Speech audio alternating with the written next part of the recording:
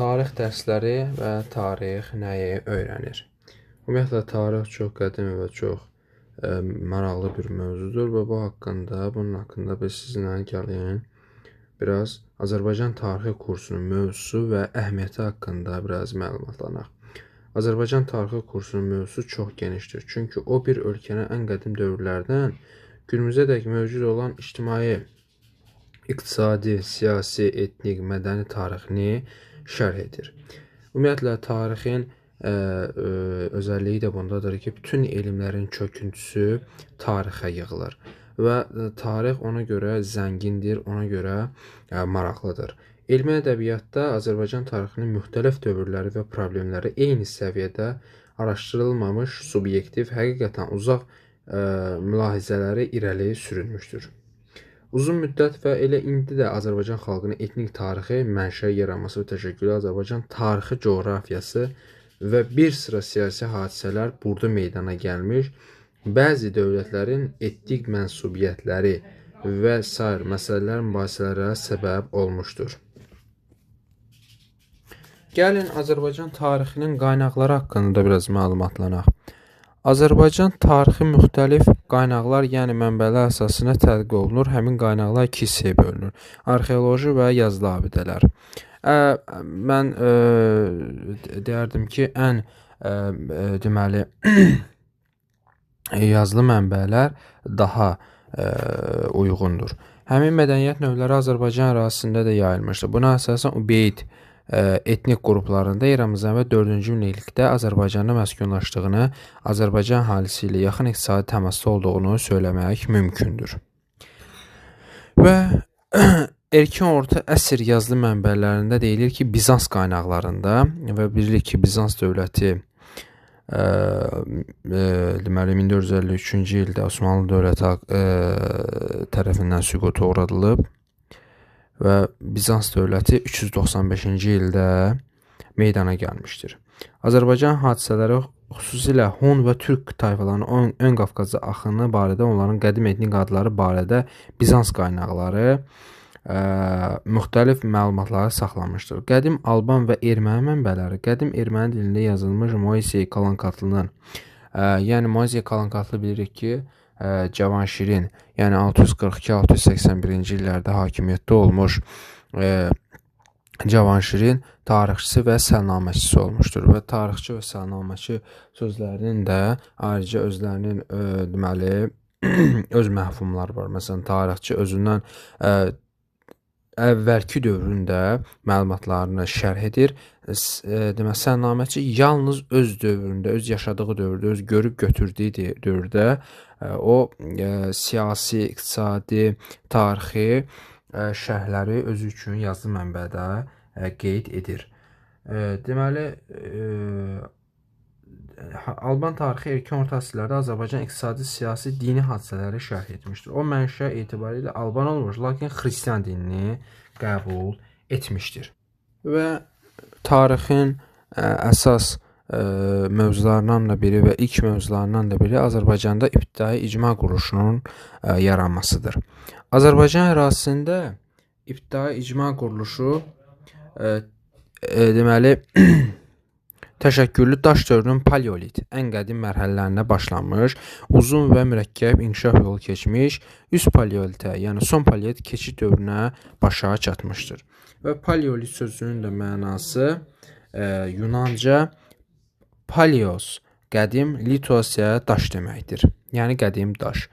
Azərbaycan dünyanın ən qədim mədəniyyət ocaqlarından biridir. Əlverişli təbii coğrafi şəraitə, zəngin fauna və flora aləminə, mülayim iqlimə malik olan Azərbaycan yer kürəsində ibtidai insan formalaşması rayonlar sırasına daxildir. Aparılmış tədqiqatlarda müəyyən olmuşdur ki, hələ 12 milyon il əvvəl Azərbaycan ərazisində insana bənzər meymunlar yaşamışdır. 1939-cu ildə Qərbi Azərbaycanda Şərqi Gürcüstan sərhədində Ceyranköy və Eldar düzənliyi mərkəzində Udabnu adlanan yerdə insana bənzər meymun qalıqları dişlərinin tapılması buna sübutdur. Və keçək biz əsas mövzumuza paleolit dövrü və paleolit dövrü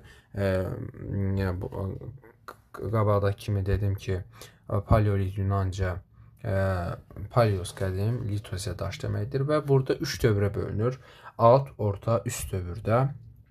Alt paleolit dövrü aşağıda sadladığımız əsas deməli qaydalarla mövcuddur.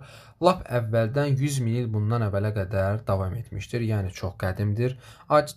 Çay daşlarına əmək alətləri hazırlanır. Bu dövrdə əsas əmək alətləri daşdan olub və bunu da təsəvvür eləmək çox yəni çətin deyil. Təbii oddan istifadə olunub. Bu da deməli sözsüzdür. İbtidai dini təsəvvürlər yaranıb. Yəni oda, suya, tanrıya sitayiş bu dövrdə başlayıb. Yəni deməli ilkin dini təsəvvürlər deməyək, yəni ibtidai dini təsəvvür deyək. Ən qədim insanlar ilk əmək alətləri daşdan hazırlandığı üçün bacarıqlı insan adlandırılıb.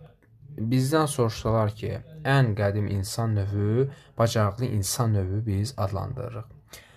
Azıqda ilk ocaq izləri tapılıb və sübut olunub ki, ocaq izləri 700 min əvvələ aiddir.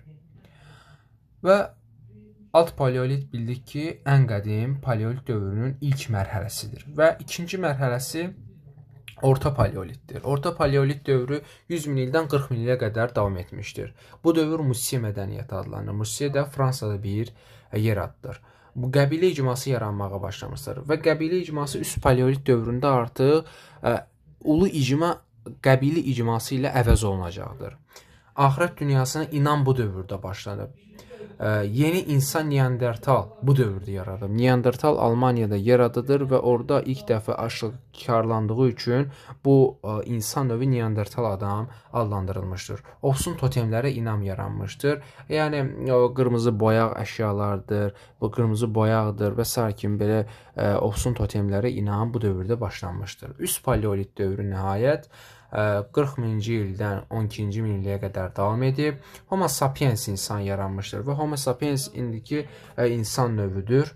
Təfəkkür nitq yaranmışdır. Yəni qısa-qısa nitqlər, səslər və bu dövrdə yaranmışdır. Ulu icma qəbilə icmasını əvəz edir. Artıq bu dövrdə ulu icma, yəni sürü halında yaşayan insanlar müəyyən bir toplu şəkildə yaşamağa başlayırlar.